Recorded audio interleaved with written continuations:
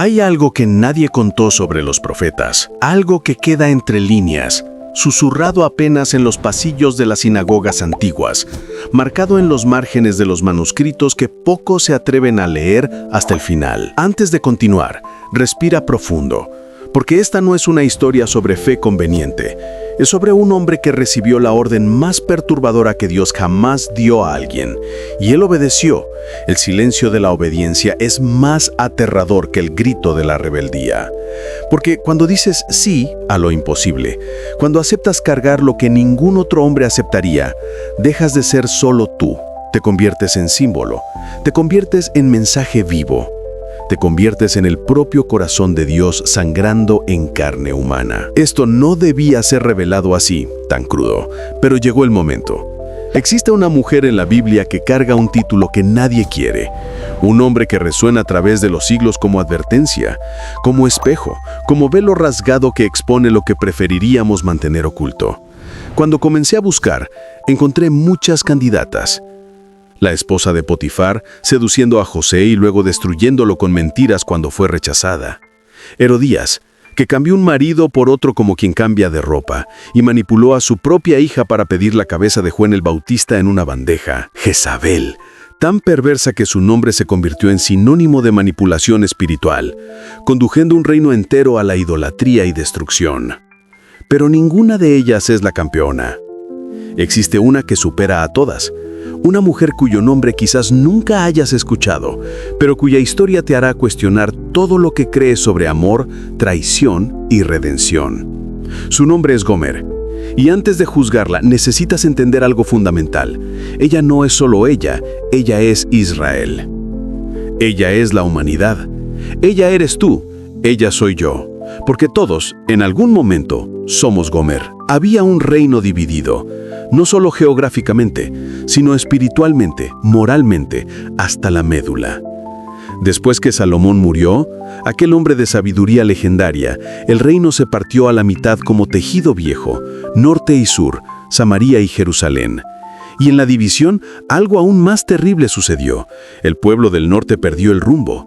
No fue un alejamiento gradual, fue una carrera desesperada lejos de Dios. Imagina crecer en un lugar donde los propios reyes, uno tras otro, instituyen la idolatría como política de Estado, donde los templos no son lugares de adoración verdadera, sino escenarios de abuso ritualizado. El culto a Baal no era metáfora, era literal, era físico, era violento. Padres llevaban a sus hijas, niñas, adolescentes, a los templos paganos. Ahí eran consagradas como prostitutas cultuales. No era una elección, era destino sellado desde la infancia. El cuerpo de ellas se convertía en instrumento de adoración falsa, ofrenda viva a dioses que exigían sexo ritualizado para fertilizar la tierra. El dinero que generaban no quedaba con ellas. Sostenía el sistema, alimentaba la estructura que las esclavizaba. Y la sociedad consideraba esto normal. Comerciantes usaban balanzas adulteradas, jueces vendían sentencias, patrones explotaban trabajadores hasta el agotamiento. La corrupción no era excepción, era el aire que se respiraba. Y en medio de todo esto, familias se deshacían, valores se disolvían y cualquier noción de fidelidad a Dios, al prójimo, a sí mismo, se convertía en burla. Fue en ese escenario que Gomer nació, hija de Dibleim. El hecho de que su padre sea mencionado es significativo. En aquella época, las prostitutas no tenían filiación reconocida. Eran borradas, invisibles, desechables. Pero Gomer tenía nombre, tenía origen. Esto nos hace pensar, ¿qué sucedió? ¿Cómo una niña de familia identificable terminó convirtiéndose en símbolo máximo de infidelidad? Hay dos teorías, y ambas destrozan el corazón. Primera, ella ya era prostituta cultual antes de conocer a Oseas. Quizás sus propios padres la hayan entregado al sistema. Quizás ella creyó que su cuerpo era mercancía, que el amor verdadero no existía, que los hombres eran solo clientes con rostros diferentes. Si fue así, Gomer nunca tuvo oportunidad. Fue quebrada antes de entender lo que era estar entera. Segunda teoría, ella comenzó normal, se casó esperanzada. Pero algo en ella, quizás la influencia de la cultura alrededor, quizás un vacío que Oseas nunca logró llenar, la sedujo. los regalos, la atención, el estatus que otros hombres ofrecían. Y ella eligió. Conscientemente. Repetidamente. Hasta que la elección se convirtió en identidad. Yo creo en la primera, y te diré por qué. Porque Dios no elegiría a cualquier mujer para Oseas, elegiría aceptamente aquella cuya historia ya estaba escrita en traición. Porque lo que Dios quería no era solo una ilustración, era una experiencia visceral. Quería que Oseas sintiera, físicamente, emocionalmente, espiritualmente, lo que el propio Dios sentía al ser traicionado por Israel.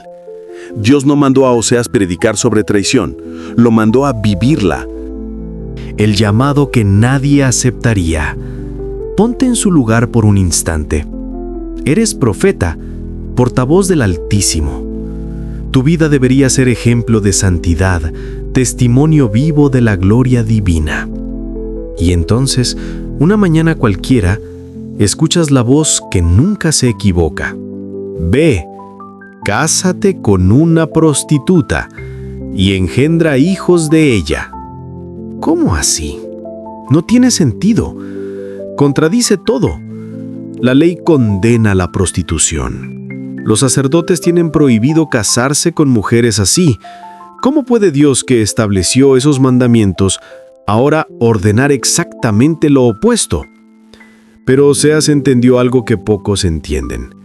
La obediencia radical no pide explicaciones, no negocia, no espera claridad total antes de dar el primer paso. Entonces él fue. Imagina las miradas, los susurros. ¿El profeta de Dios se casó con ella? ¿Con aquella?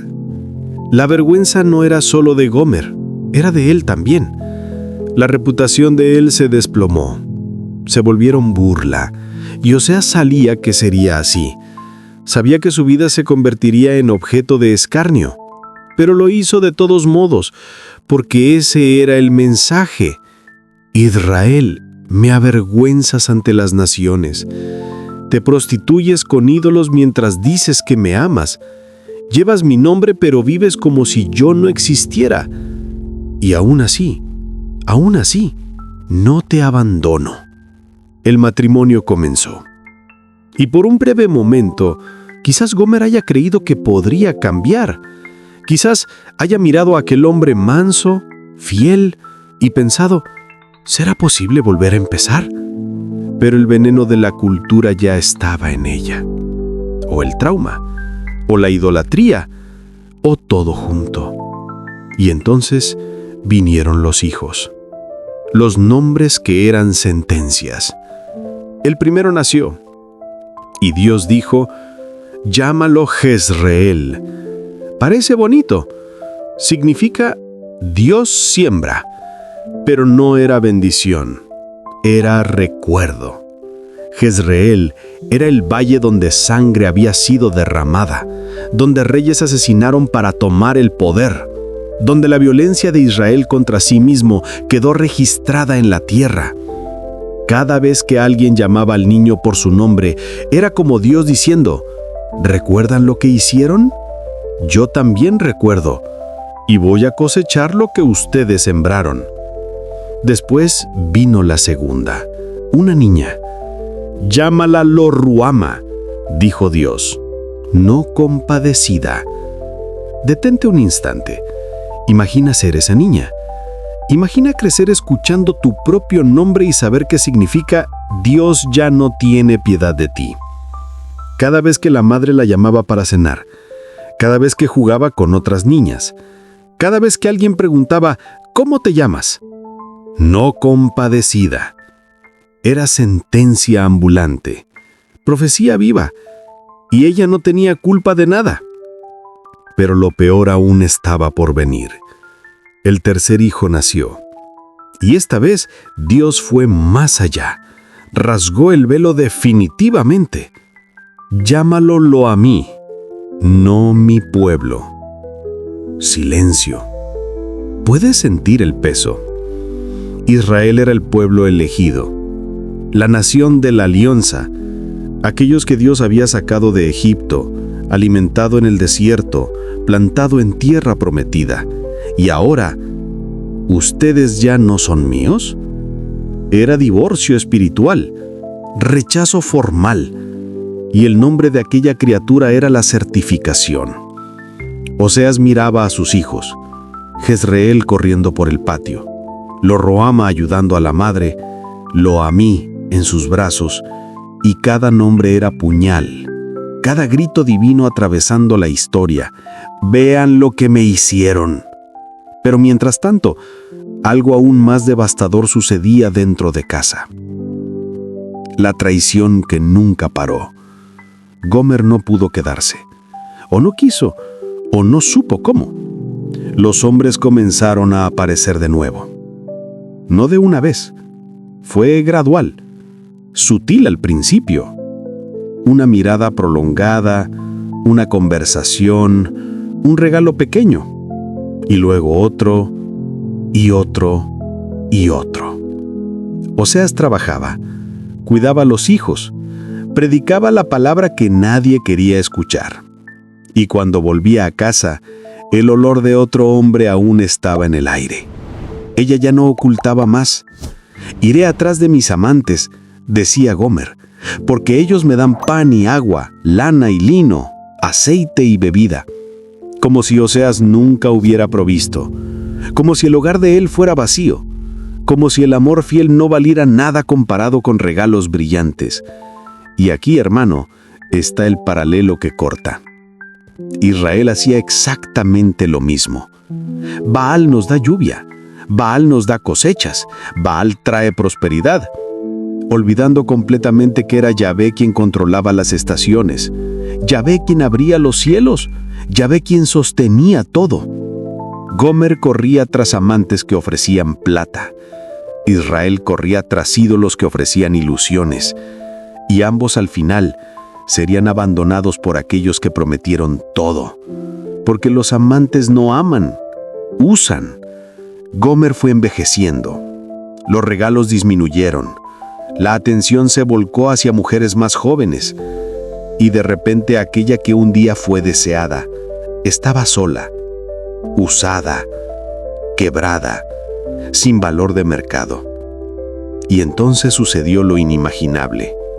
Ella fue vendida como esclava. El mercado del desprecio. Existe un tipo de humillación que va más allá de las palabras, que quiebra no solo el cuerpo, sino la propia idea de dignidad. Gomer, que un día tuvo casa, marido, hijos, nombre, estaba ahora en un mercado de esclavos, siendo evaluada, siendo aucionada. ¿Cuánto vale una prostituta vieja? ¿Cuánto vale alguien que todos ya usaron? Los hombres pasaban, miraban, algunos reían, otros simplemente seguían.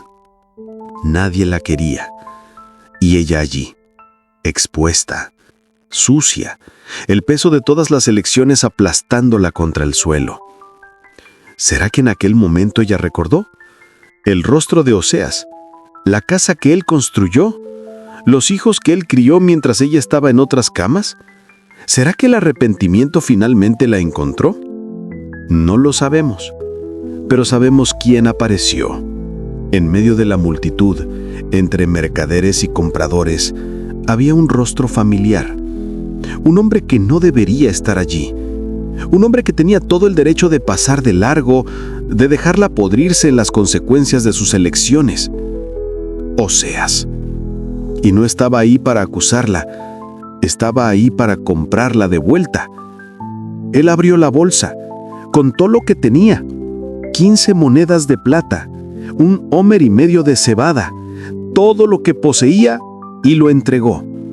Pagó el precio, rescató a la que había traicionado incontables veces. La multitud quedó en silencio, porque lo que acababa de suceder desafiaba toda lógica humana. ¿Qué tipo de hombre hace eso? ¿Qué tipo de amor continúa cuando ya no hay nada que justifique continuar? Oseas tomó la mano de Gomer y dijo palabras que resuenan hasta hoy. Te quedarás conmigo muchos días. No te prostituirás ni serás de otro hombre, y yo seré tuyo. No era una exigencia violenta, era una invitación. límite amoroso, restauración lenta. Vamos a reconstruir despacio, juntos. Y en esto, Dios gritaba para Israel y para nosotros: así es como te amo. Quizás aún no te hayas dado cuenta, pero esta historia nunca fue solo sobre Gomer, ni sobre Oseas, ni siquiera solo sobre Israel. Es sobre ti. ¿Cuántas veces corriste tras amantes? No literales quizás, pero amantes del corazón. Cosas que prometieron llenar el vacío que solo Dios puede llenar. Dinero, estatus, relaciones tóxicas, adicciones, sueños que se volvieron ídolos, éxitos que te esclavizaron. ¿Cuántas veces dijiste, amo a Dios, pero viviste como si Él no existiera? Gomer es espejo, y el reflejo duele, pero aquí está la revelación que cambia todo. Dios no desiste, incluso cuando estás en el mercado de esclavos de tu propia creación, sucio de las consecuencias, sin valor aparente, Él aparece, paga el precio y te llama de vuelta. El sacrificio de Oseas apunta hacia algo mucho mayor, hacia alguien que también pagó todo, no con plata o cebada, sino con sangre.